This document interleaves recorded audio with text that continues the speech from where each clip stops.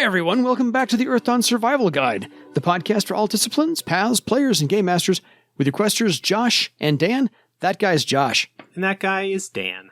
And on today's podcast, we'll be discussing all things thornical and highfalutin, because we're going to talk about the Ranelle of the Elven Nation. And today is going to be about the Carithasca Ranelle in its entirety. So if you have any questions for us, please drop us a line at edsgpodcast@gmail.com, and we will get back to you, and we can pick Josh's brain about whatever else we're going to talk about. Yeah, this starts off a series where we're going to be covering the great Ranelles of the Bloodwood, which will then lead into discussion of Shosara and Seriatha, the Western Kingdoms, as fleshed out in the 4th edition Elven Nations book. So we are kind of now moving back into 4th edition stuff after quite a run of classic first edition material. Yeah. Exactly. So we're going to talk about, I think there's 8 Ranelles we can get to, maybe 10 Ranelles. I lost count and my numbering is not that great. So there are 5 main Ranelles of the 8 consortis that Queen Alachia has around her at all given times. These 5 hold the most power. We will eventually get to all of them. To that is the Carithasca. Later on, we'll get to the Davinar, the Escalanas, the Jehalastri, and the Talshara. Now, Ranelle, I think, is just a very fancy word for tribe, kind of like an orc tribe or a troll moot, something along those lines. Please correct me if I am wrong. No, that's as good of any. It's like a noble house. It's the term for the elven noble houses. Fair enough. And mostly by bloodline, I assume. Like a sort of a larger extended family. A Ranelle consists of multiple families that are part of it.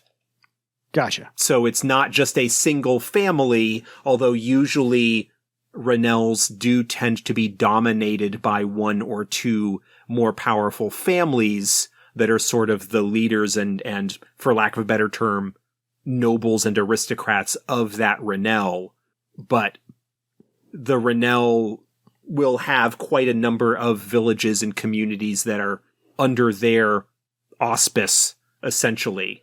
And so, yeah, noble house, noble family, the equivalent to like a powerful merchant company or something along those lines, if you're going to be sort of drawing parallels. But yeah, troll moot is a very similar kind of idea, I would imagine. Fair. I just want to make sure I was having that illuminated and elucidated enough for the listener, because I'm going to play ignorant and let you just talk circles around me as we do this. So the Carithasca Ranelle is mainly centered around the Southern Fringe of the Bloodwood. We're going to start there eventually, as to Josh's point. We'll get to Seriatha and Shosara. The Carithasca Ranelle focuses mainly on trade within the Bloodwood. This is a long, complicated thing, as most elven things are. Yeah, the thing that kind of comes up here with regards to the Ranelles is that, broadly speaking, each Ranelle focuses on or is known for a particular thing. In the Carithasca's case, that is trade, but it is not the sole domain of the Ranelle. It is just what they are perhaps most renowned for. Yeah.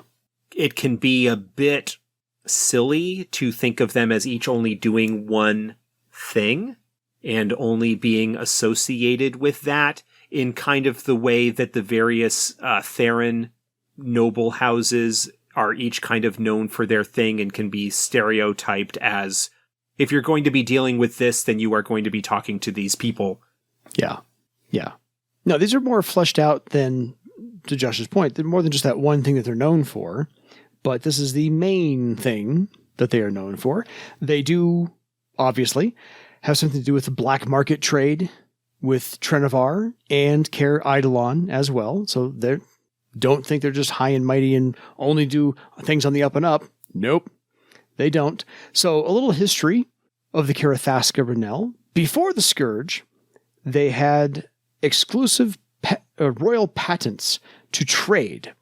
And they built their entire network off of smaller Ranelles doing a lot of the work And of course, the Carithasca pretty much collected the lion's share of all the silver to be had there. But, they built this network. They didn't just do it in name only. They participated a little bit, and they had lots of other smaller families, which are, of course, part of that Ranelle. But Carithasca is the head of it. They're at the top of that pyramid. A lot of other families are at the bottom of that pyramid doing a lot of the work. So during the Scourge, that was before the Scourge, during the Scourge, they prospered by continuing trading, and minor Ranelles at that point somewhat resented this, but Carithasca is, of course, I can't say benevolent entirely, but a little bit benevolent, and they have bestowed partial rights to trading to those other houses as well as kind of a reward and to prosper their loyalty and so forth and so on. So it's not like they are completely underhanded like crime syndicate organization, but they're not exactly above board either. Yeah, this is one of the areas where the fact that ultimately the Bloodwood is a tyranny, that's not the proper political term for it, but basically that the queen is in charge of everything and decides who can do what when it comes to larger activities within the wood.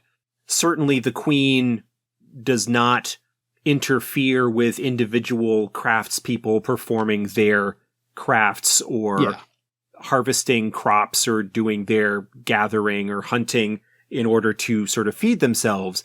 But when it comes to the distribution of such things, the queen does have the ability and authority to limit who can do such things. And so while other houses and Ranelles do have the ability to trade, none of them have been at it as long or as successfully as the Carithasca, and so don't have the network of connections and power that has been developed by the Carithasca over the centuries. Oh, yes. The ability of the queen, Alachia obviously most recently, but just in general in elven culture, to be able to show favor by granting, or in they chooses not to show favor, removing the license, the patent for various groups to perform tasks within the culture, to be recognized within the elven court as being able to do that, is something that Alachia is very good at using to play individuals against each other to forestall any kind of possible organized threat to her rule. Absolutely. So that's all before and during the Scourge. Since we are, of course, forwarding the timeline in 4th edition to after the Scourge, even 1st edition was after the Scourge, of course, Carithasca, like any good trading network, wants to expand, and they dream of establishing a trade outside the Bloodwood. However, Alachia says no. Well, Alachia says no, except for Kaer Eidolon. Carithasca Ranelle has the exclusive right to venture outside of the wood to Kaer Eidolon for the purposes of what limited trade is permissible with those outside the wood, because there are still things that need to be brought in from outside, desirable goods. And of course, the Carithasca take advantage of this privilege by also bringing in things that aren't necessarily allowed. Yeah. But of course, the queen turns something of a blind eye to that as long as it isn't causing too much trouble. Because of course, that would give her justification at any moment if she decided she wanted to cut the legs out from under the Carithasca. Yeah, absolutely.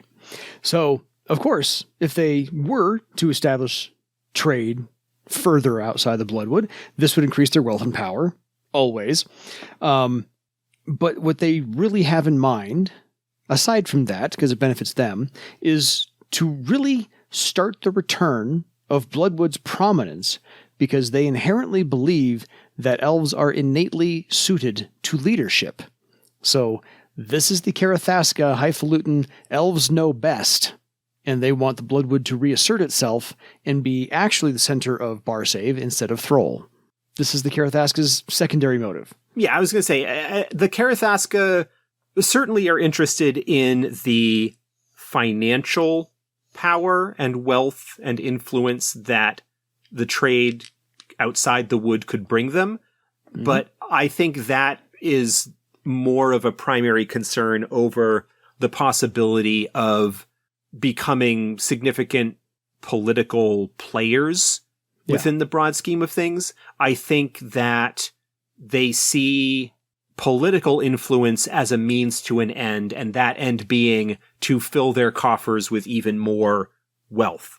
Because as we are all well aware, I'm sure wealth brings with it a corrupting amount of influence and leverage. No argument here. So that's the overall view of the Carithasca, where they came from, how they survived, how they got through the Scourge, and their prominence. But some other Ranelles just see the Carithasca as jumped-up commoners lacking manners and taste. So if you get the idea that they are all pomp and circumstance, they're kind of not. The Carithasca are known for knowing the prices of everything, but the value of nothing. At least that's the common term going. There's the common slang held by a lot of other of the Ranelles who look at the Carithasca at court.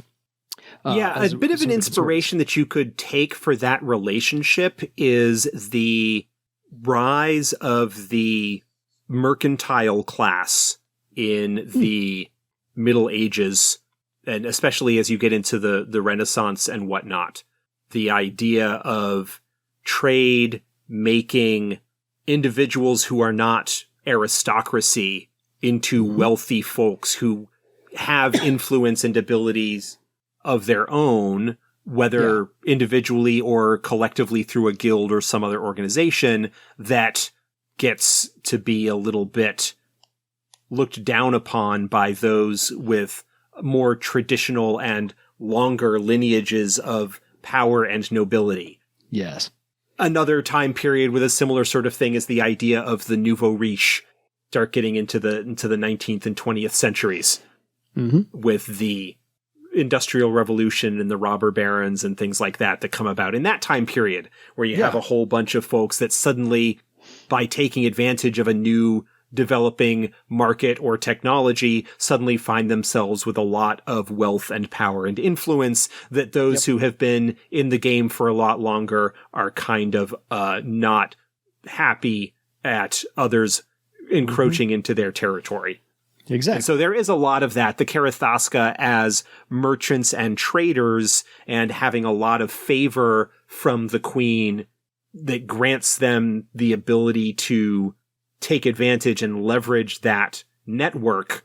They are, in some regards, newer to the game of the great Ranelles of Bloodwood and the political maneuverings and whatnot between them. Yeah. So definitely something to keep in mind and to look at.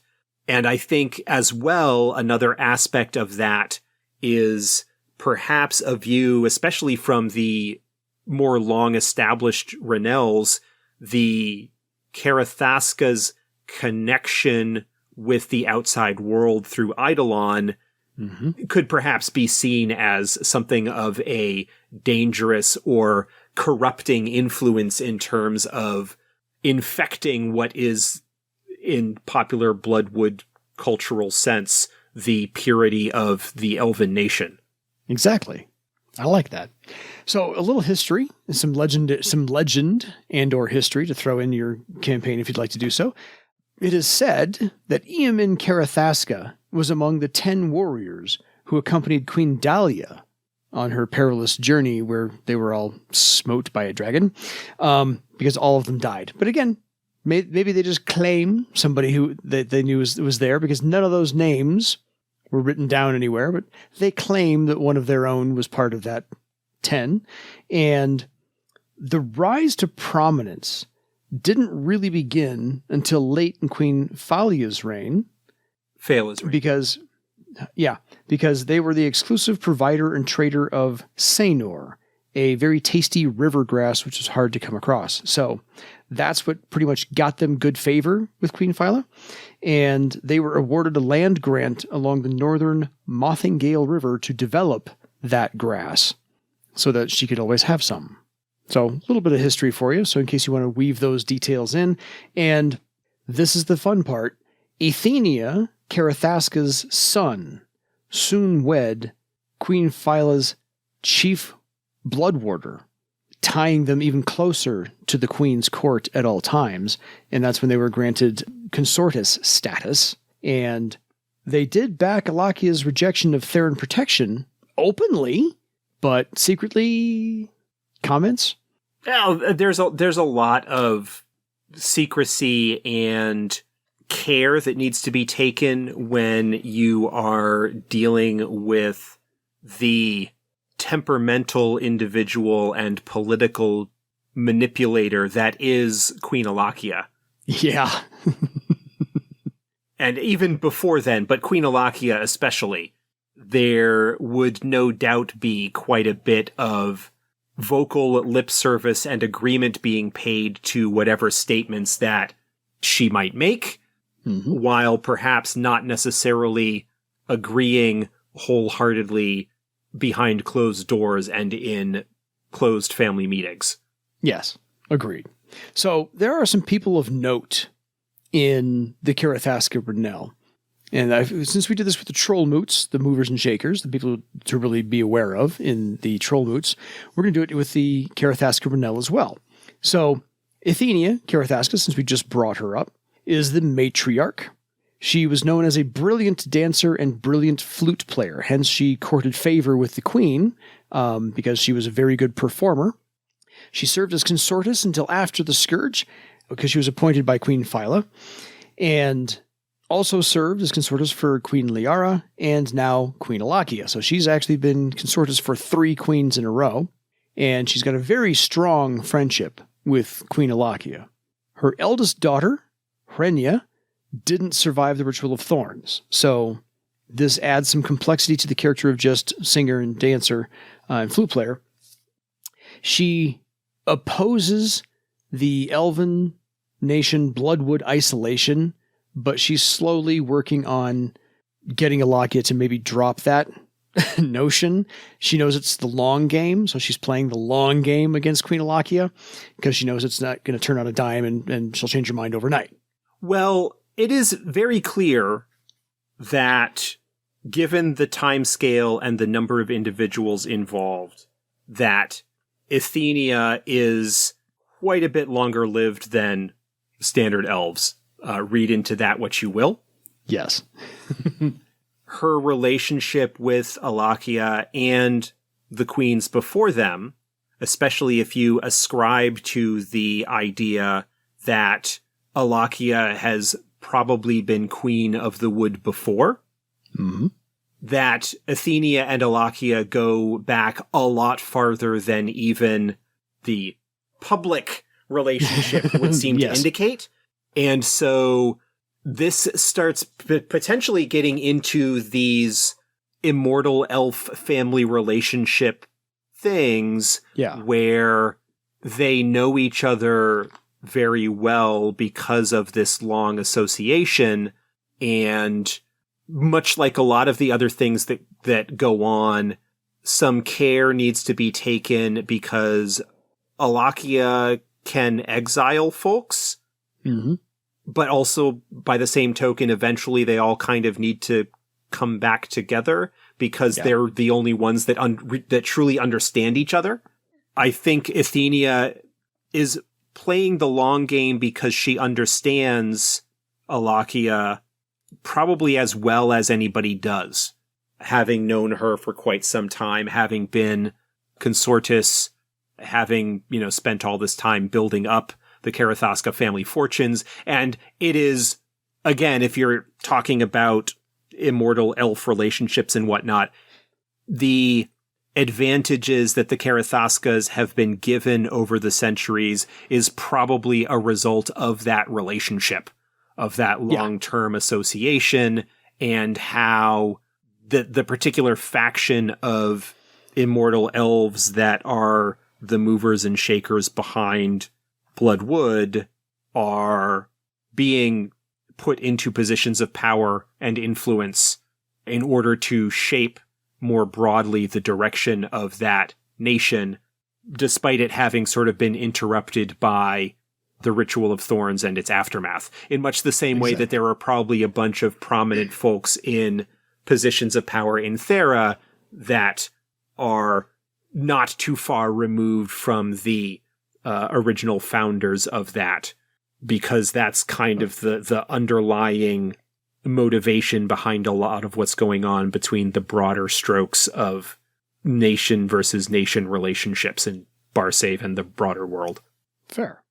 So, lest you think that Ethenia is still in position, she passed her position of consortus down to her nephew, Halion. So we're going to get into Halion Carithasca now. He is the eldest son of Ethenia's favorite brother, and her favorite brother and his wife also died during the Ritual of Thorns, because it's just tragic. So, the only remaining family she has left, honestly, is her nephew, Halion. Halion is more of an easygoing approach to elves, so he's not as highfalutin, hoity-toity. He does make frequent trips to Trenevar, and his main personality traits are he's clever, patient, and observant. So if you want to use him as an NPC, those are the things to lean on there. He does hold Alachia in very high regard. He knows that she has a blind spot for outside affairs. Anything external to the Bloodwood is usually her, I can't say Achilles heel, but just something she doesn't pay a lot of attention to. She's focused on the Bloodwood, and that's where she wants to be. And Halion does not have any animosity toward the Therans. And my favorite quote was, he doesn't consider them worth despising. Yeah. So I think just a very interesting character to be using in your campaign if you come across one of the Carithasca. I would use him personally because I think he's a far more engaging character to use. Yeah, and the motivation there is basically that, well, the Queen exiled the folks who went on to found the Theran Empire, so, and clearly she was right to do so. What possible threat could their descendants pose? Doesn't consider them worth despising. Great. This is basically take what you can from them, make a profit, and move on, and forget they exist. So that's how he kind of views the Therans in any way, shape, or form. The last one to pay attention to is kind of important in this regard. It's Captain Trellius. He was one of the elves born after the Scourge. He took the Ritual of Thorns at age 15. He does not think it needs to still be a thing, and so he's vocally opposing any more Rituals of Thorns for any other elves, because the Scourge is over. He doesn't see the need for it anymore. So kind of a complex character there as well. And this is the one people actually might run into, this character, Captain Trellius, because he is the smuggler of ordinary goods and some illicit cargo up and down the river, because he frequently goes to Kaer Eidolon, and he's allowed out to trade with the Tiskrang, and even the Tiskrang are appreciative of his riverboat skills. And so if anybody badmouths Captain Trellius, they might find themselves on the wrong end of a boatman's tail, knocking them across the room, because even the Tiskrang respect the elf Captain Trellius and his riverboat skills. Although he doesn't have a riverboat in the sense that the Tiskrang do, he has an elven sailing vessel. Yes. So it is a sailboat. I'm pretty sure, and I'm double-checking here right now. It's fine. I misspoke about the boats. Yeah, Captain Trellius actually does make an appearance in Heavy Metal Queen, one of the adventures in the Legends of Barsave series. Nice. Because that adventure does involve traveling into Bloodwood. Mm-hmm. He is the means by which the player characters actually make it into Bloodwood. Well, yeah. That makes sense. So that is a connection there. I like that. By the way, Captain Trellius is also a useful link to the Songbirds spy network. He may not be part of the network, we're not entirely sure, but messages somehow seem to get on his boats, and they get delivered to other places. So he's the key, the integral part of the spy network, getting information into Bloodwood and out of Bloodwood as the means go. So Yeah. Any further thoughts you have on the Carithasca Ranelle?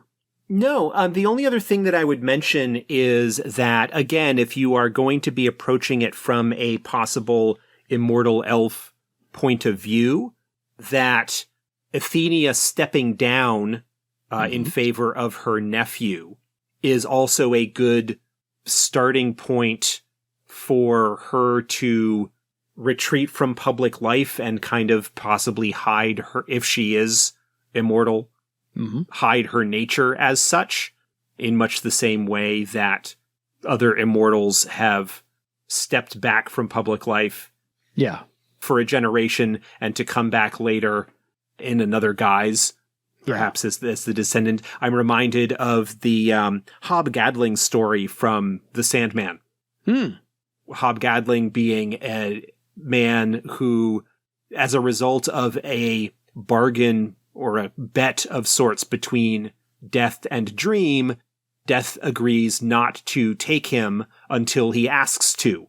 Yeah. And then the story basically is every 100 years, Dream meets with him in this particular tavern and catches up and sort of tries to understand humanity and see why it is, or, what's going on. And, Hob in one of the things mentions, that he goes away for a little bit, then comes back as his own son. And he's done that a couple of times now. Yeah.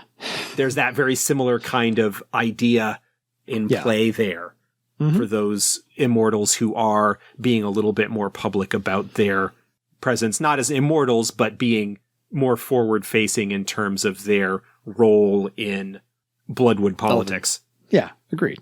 So I think it's a fascinating dive into the first Ranelle, and I think this is a good one to start with. Honestly, yeah, this is the one that is most likely to be one of the first or most common encounters that non-Bloodwood groups are likely to have with Thorn Elves, because they are the ones that are more likely to be outside of the wood as a result of their trading network. I mean, you don't run into Blood Elves outside the wood very often in general. Yeah. But any group that is going to be dealing with Kaer Eidolon, for example, whether stopping by as just a visitor, whether it's going to be the base of operations for some expeditions or other within the area, the Carithasca, Ranelle, and the Telshara are the other ones that are most likely to be the Ranelles that player characters would encounter and deal with outside of the wood, particularly in Eidolon. Fair. So, folks, if you have any questions for us, please drop us a line at edsgpodcast@gmail.com. Ask us anything you want about the Ranelles. We will pick Josh's brain and get back to you on those on a later episode. So, until next time, play the long game for your legend. Good night, everybody.